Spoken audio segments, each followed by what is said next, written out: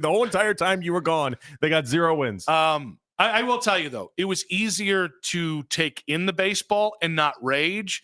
Like, I had to stay off social media because some of you guys were just, I mean, I get it.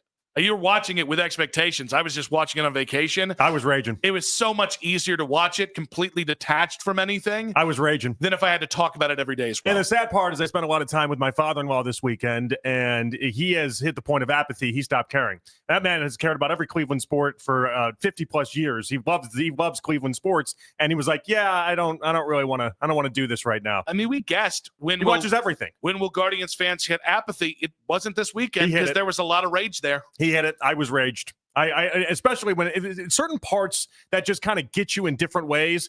And listen, I know things go viral for certain reasons, right? But when Stephen Vogt has the sunflower seeds that are tossed in his direction and can't even muster up a smile, as you can tell, I don't even know what coach that was. Whatever coach that was, it was just trying to get him, call him Mike, to not be as serious as he was in that moment and just kind of joke around with him. But Vogt knew he couldn't really have fun and play any games. And then the press conference that Vogt did and all these other little things that just the idea that they called up Will Wilson of all people as if it was like a slap in the face. Like they just kept doing things like that were outside of baseball, the actual baseball being played, where we all knew they weren't going to score any runs. They were bothersome in a million different ways. And for the second time, guys, can you put a better lineup against Tarek Skubal? Can you try? I mean, the OPS of your 6 through 9 hitters yesterday, there wasn't one guy. There were 4 of the 5 guys below 600. I mean, that's their lineup, Nick. That's their lineup. Quan played. J-Ram played. Like, that's their lineup. That's their lineup. But the point is, like, do something else. Put a guy with no OPS because he hasn't played yet. Like, you can't. It's the second time this season where they've been like, well, Will Wilson, right? 6-0, 7-0, and I thought that would make 9-0. people a lot of mad because it almost feels like an insult to then call up Will Wilson when you got all the people that we want to see still down in the minors. We want to see DeWater. We want to see Kafis. We want to see Brito, but it's not happening. But it's not like your outfielder just went on the IL. You clearly needed a 7th infielder. Everybody knows that they needed a 7th infielder. I will say, though, as an observation of the rage point of the Guardians, a fair amount of which is, I think, 100% fair. Guys, let's put the blame where the blame belongs, and I think it is to Antonetti and Chernoff, and not to the Dolans, and to a lesser extent to Stephen Vogt. Like their failure on a 5-year to 7-year run of not being able to identify bats, and that includes trading for him, which we've had a lot of success for this organization. That's why the Guardians are where they are, not because the Dolans is cheap, although that's not helping things either. They're at a minimum, in my mind, on a hot seat, and I don't know what one more offseason is going to do. If they can't develop bats, and they clearly can't develop anything when it comes to hitting, what am I supposed to hang around for? What's the long-term play? They have all sorts of at-bats, apparently, that can get up here and be proofed to the idea that they can develop any of these guys. But what am I waiting on? More bats to come through, seeing if you can get it right. Like this is where I will pump the brakes on the panic train just a little bit. It's not hard to go out and find. Austin Hayes was had for $6 million, guys. Look at the Tigers, the team we just played, right?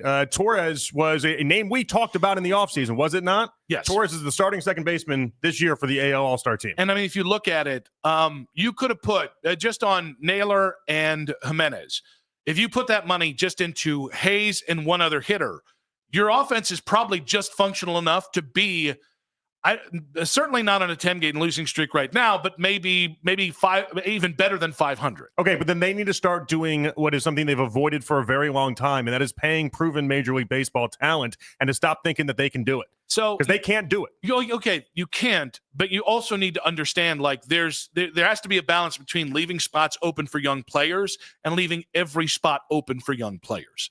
That's where they failed. Again, like I say Austin Hayes because he's kind of the perfect Guardians player. 15 to 20 home run pop if he played 150 games. He's a good contact hitter. He's a functional outfielder. Like that's $6 million. Like you don't have to sign Teoscar Hernandez, who I think got $25 million on a 3-year deal or something like that from LA. You don't have, like, there are functional offensive players out there who honestly, at this point, most of the guys you're coming up, you're just hoping they're functional, and they're not even that. 216-474-0092. Who deserves the most blame for this season? This is something we're going to get into because this was at some point, when you lose 10 straight games, Guys, it's more than a Diet Coke fix. I am the pluckiest optimist of Guardians fans out there. I do believe a lot in what they do. Everybody's got their hand in the cookie jar of blame here. Stephen Vogt does not, if we start to get to the org chart of blame, Stephen is at least 3 rungs down on this whole thing, this absolute debacle of a season and this debacle of a 10-game stretch. However, when you lose 10 games in a row, might help if you change up the message. I told you, I want credit for being one of the first people to identify that Vogt is just an overly optimistic human. And if you look at the press, because I've just been on it for a while now, anytime you see any of his post-game clippings, he's just, how many games did I come back and the next day I'd be like, oh yeah, I guess Gavin Williams is the best game he's ever seen him throw. Because that's what Vogt said last night. It was like he just kept doing it over and over again. Like, it's no surprise. I'm a Daryl Ryder this one. It's no surprise that after 10 losses, he's like, yeah, I think they looked really good. I think the bats did look pretty good. Steven, you can't say we had really good at bats when you've scored 15 runs in 10 games, all of which are losses. And 6 of them came in 1 inning of that 10-game stretch. That there were 90 innings played. I mean, it's one of the worst offensive stretches I've ever seen in my life. And he came out and talked about how great they looked. Right. I'm so glad you said this, because usually in sports, we speak to the immediacy. We have a recency bias, and there is hyperbole involved. There's no hyperbole involved that's saying this is gobbledygook. I mean, this is 4A level. This might be double A level offense we've seen. Have you ever watched a game where you thought to yourself, 1 run is all the other team needs to win this? That's how I watch these games now. I legitimately watch them. When it first started maybe like 5-6 games ago. The one game against the Cubs when they scored 3 runs in the 3rd inning, and I was like, oh, well, this game is just over. They got no chance here. That way it's done completely. We've gone from, hey, don't spend all those runs in one places. We've done from that being a bit for everybody, and but it's all a joke. You got to save those for Sunday. Yeah. Hey, save 2 more for tomorrow. To now, it's like a real thing that you say. As a rational human being, you're like, okay, you got it. Let's just stop at 3. All right? Actually, no. You got 1. Let's stop at 1. Let's save 1 for tomorrow. Here's the thing, though. Vogt is a part of this losing streak. So he's not the reason that this season is going the way it is in totality. But he's either tightened up and is not matching his external messaging with his internal. He looks paralyzed. And he looks stressed out. Like, I brought up that sunflower seed incident that went viral for a reason. Like, he looks stressed out. And when you're not even able to have fun when an assistant's throwing sunflower seed to you and trying to get you to, loosen up a little bit, when are you going to have fun? But I think that tells us that he's probably he's worried about the messaging. No, how it all looks. And he's right, though. In many sense, Nick, he's right in the idea that if he threw sunflower seeds at him and then he looked like he was having the greatest time ever, I'd be mad about it. I would. Yeah, but at the same point, but at the same point, like, you've got to worry about the 26 guys in that locker room, and that's where, like, if you're uptight, it's one of the things. And I know Tito could have a red ass. I know Tito was not the perfect manager, but Tito kind of innately understood, hey, we're super tight right now. How do we get loose? Well, think about it. I mean, this is the guy that had chicken and beer in the clubhouse during really bad times with the Red Sox. Like, if anybody knew that baseball at the heart of it was played at its best when you're having a good time and you're feeling loose, that was Tito. Seems like Vogt doesn't know how to strike that message. But so, again, the question we ask you guys, 216-474-0092, who deserves the most blame for this season? It's not Vogt, but he is contributing to whatever they're going through right now. And, we had Curl Jam on Twitter, which is kind of like Pearl Jam, but totally different, saying, I see the media talking points went out. It's all blame Antonetti and Chernoff for everything and not the guy that refuses to write checks for guys. Trading Jimenez and Naylor was the right move. I don't care what Josh is doing. Josh is a overweight first base only and probably should be a DH because he's he's more of a detriment at first base than Carlos Santana is, who's a Gold Glover. And you were never going to give him long-term money given his weight problems and maybe some personality clashes with how they like to do things here. Jimenez, guys, he's worse in Toronto than he is here. He's a one-war player. He can't hit. And he's hitting 212. They gave him the contract off the season where he was able to hit. And so, but that's where I go back to Antonetti and Chernoff on this, is that idea that who gave him the contract to begin with? Well, but even so, like, if I'll give the Dolans half the blame. If they said, hey, we're going to shed this payroll and then we're not going to turn it back around, All right, I'll put some blame there. And you're the one absolving the Dolans if you do it all. I don't ever, and I never have. No. So it's not absolving. I don't want us lumped into that because all I've done is kill the Dolans for a decade. I'm not going to start. Well, I'm not going to stop now. I think that's what I'm going to get to here is, guys, it's the most obvious asterisk in sports. The Dolans don't spend money. There's no intellect there. There's nothing interesting there. And if I just came out and put it on the Dolans, we'd be giving two guys who are incredible at their jobs normally, but have failed in a tremendous way in Antonetti and Chernoff. They don't deserve a pass for this. They're a bigger problem right now with because they haven't. Here's the thing: every team in 50% of teams in baseball have some sort of restriction like the Guardians have. Not many have it to the extent that they do. But the point is, why have the Rays are in such a worse position, ownership-wise and spending-wise, than Cleveland is? Why do they continue to have success? Because they've developed hitters recently. Yeah, they've developed players consistently. 1/3 of your development track here isn't working. That's on Antonetti and Chernoff. And it seems like they don't have any sort of answer to how to get it right. There's a reason why if I brought up Greg Fink, the hitting coach, is that his first name? Grant. Is it Greg? Is it Grant? Yeah. Exactly right. Like, who the hell knows his name? Because it'd be wrong to yell at him. It'd be wrong to be like, because we did that with Valleca a little bit years ago. We'd be like, oh, well, Chris doesn't do a good enough job, and that's why we get to yell at him and X, Y, and Z. It's like, this isn't, what we say his name is Grant at this point? Grant. This isn't Grant Fink's fault and problem. And it's like, it's because he's not the reason why they can't hit, and no one should expect him to be the reason why they can't hit. But the worst thing, they don't develop these guys. The worst thing we could do is sit here and say, well, it's just the Dolan's fault, or it's just Antonetti and Chernoff's fault. No. All three parties here have failed.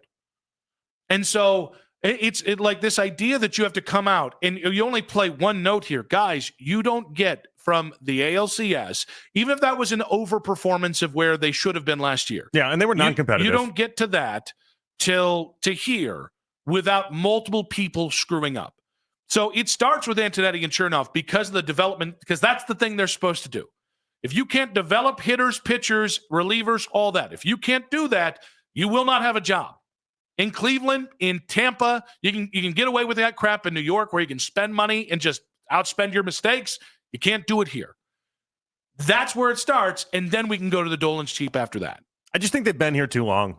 That's ultimately what it is. So I believe this for a while. Theo Epstein, I've told you this before, his idea that after 10 years, anyone's message just runs stale. It's why I completely always go against Tomlin having a job for life in Pittsburgh. I just feel like after a certain amount of time, your message runs stale. How you do things, it evolves. And if you're not one to be proactive and evolving with it, you also fall behind. And I just think that their imprint on this team has just been, it's existed for too long. They did a good job. There's a lot of smart baseball people, though. It's not like we can't find smart baseball people. They're littered everywhere in major leagues. So, like, I'm kind of over it. So I don't think they've been here too long, but I understand that is a very popular sentiment and one that is fair to be echoed. I just think they're too stubborn and maybe too comfortable. Well, but maybe that's part of it too, though, is that the idea that if they're too stubborn, maybe what worked for them 10 years ago doesn't work now. And you say too stubborn. Well, maybe it's because they're convinced that it does. And the game has evolved. It looks totally different than what it did in 2005 and 2015 and 2020. Like, they spent 5 years of a draft offensively trying to draft guys like Tyler Freeman and turn them into 20 home run hitters.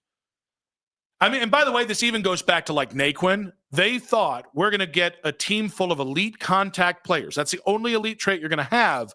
We're going to skew everything else.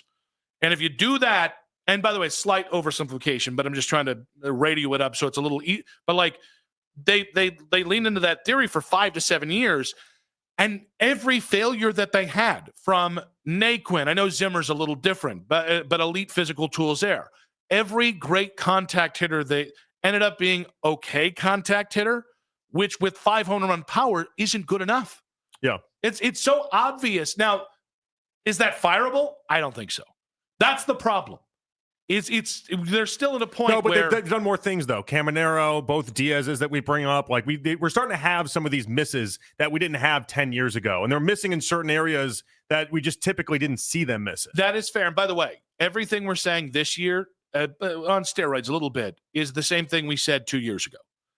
after the 2022 right, which is why season. this doesn't feel like a completely brand new conversation to be like, oh, did Antonetti and Chernoff lose their fastball a little bit? Are they playing with basically 2015 baseball instead of 2025 baseball? And maybe they've just been around for a little bit too long, because we were all knocking on the doorstep of some of this thinking, and then they pulled off an ALCS out of you-know-what. I mean, in ways they shouldn't have, by the way. I mean, they should not have been able to pull it off the way they did, but they did. And so we gave them the benefit of the doubt, and now we're watching it all spiral because they have not actually developed players that they need to develop. 216-474-0092. Who deserves the most blame for this season of the three big, which is ownership, the front office, and the manager? None of them are blameless. But let's just make sure we weight the blame towards ownership and the front office here. Let's go with Matt in a car. Welcome to the show, Matt in a car. Hey, guys. How's it going? Other than the Guardians, it's pretty good. Life's pretty good, buddy. How about you? It's a little humid, but yeah, it's good. It's spicy. It is humid. Well, I don't know. I have to disagree with you guys because, like, who's been the constant here since 2000? Like, you have a guy that came in, the park gets sold out, 455 straight games, and you look at, like, right after, I think it was maybe 2002 was the Cologne trade. It's just been just a series of like basically half measures and then rebuilds. Like he's never had the guts to put his money where his mouth is, and he puts Antonetti and Chernoff into these impossible situations where eventually they are going to miss on stuff. And of course, like clockwork, the media comes out and bashes Chernoff, bashes Matt. I've bashed everyone in this segment. I've bashed everyone next to a vote. I bashed the owner. I bashed both Antonetti and Chernoff. I bashed everyone. Grant Fink the Peterlin pass, so that was pretty despicable. I did give Grant Fink the Peterlin pass, although I didn't remember his name was Grant or Greg, but I gave Fink the pass. That's for sure. That might ultimately be the worst thing you can do to somebody is not get their name right. So you're right. Maybe you bashed him too. There's not been nearly enough Dolan criticism, though. I've criticized Dolan for 10 years. All right. Did you criticize him for removing all the seats that would draw in revenue? Did you bash him for all I've done is criticize him? Yeah, all I've done is criticize him for not spending. I told the Guardians to their face, I wish Dolan was Mark Cuban. I told that to people in the Guardians to their face. I said it's not his fault that he's poor and broke. In baseball terms, I just wish he was Mark Cuban and treated this thing like it was a piece of artwork or an island, something to impress your friends with. That's what I told them to their face. So don't give me that nonsense, Matt. It's crap, and you know it. Tough talking, Johnny. It's crap. I mean, come on. If anybody deserves that benefit of the doubt, I've taken the heat for crapping all over Dolan for years. I'm not going to let you come out here and say that we've never done it. All right, if they can't afford the team, then you need to demand they sell the team. The end. What do you say? He needs a what? They need to demand they sell the team. Matt, we appreciate you. Oh, buddy. I think he's working on it. I think he's working on it. Blitzer's apparently coming. We don't know when, but apparently he's coming. I think that was like the big thing that everyone was waiting on was the Dolan patriarch, and so then all bets are off for when it actually happens. Real quick here, let's go to Paul in Lake County. Paul, who deserves the most blame for how the season has gone with the Guardians? I blame it on the player development, the scouts. AAA, AA, Antonetti, Single A, kids that come up. I blame it on the scouts. We turn out pitchers year after year. We've got an abundance of pitchers, but for the last the last time we had an actual bona fide hitter that came through the farm system that's still playing. We just don't develop hitters for whatever reason, and Dolan doesn't want to spend, but Dolan doesn't want to spend when it comes to free agency and when it comes to retaining players that are decent. But the player development is in the farm system, the scouts, AA, AAA coaches, like the hitting coach on the Guardians. Like you said, until you brought up his name, I didn't know we had one. I mean, what's he do? I mean, the sad thing, the sad thing is that they not only have a hitting coach, they have like 7 different variations of a hitting coach at the big league level. There's like the hitting. There's like a quality hitting control coach. It's like 7 different titles. That guy, by the way, it's insane. It's insane. But you're right. You don't know their name for a reason. I just can't follow baseball for so many years. I just can't understand how you've got 5 or 6 guys that are in the major league level major league level that are batting under 170. That is absurd. And if you've got some people bat 130, how do you even stay on the roster? I can't call any of the rookies up yet. Bring up a AAA guy. If he's hitting 130 or 150, then we didn't lose anything. We didn't gain anything. But these major leaguers that are hitting 175 and under, Jones, are you kidding me? Actually, I mean, he's overmatched. I can't be this guy. I got to, Paul, we appreciate you, buddy. Nolan's actually been really good the last 6 weeks. He's not the problem, but I understand why you still remember when he was hitting 170.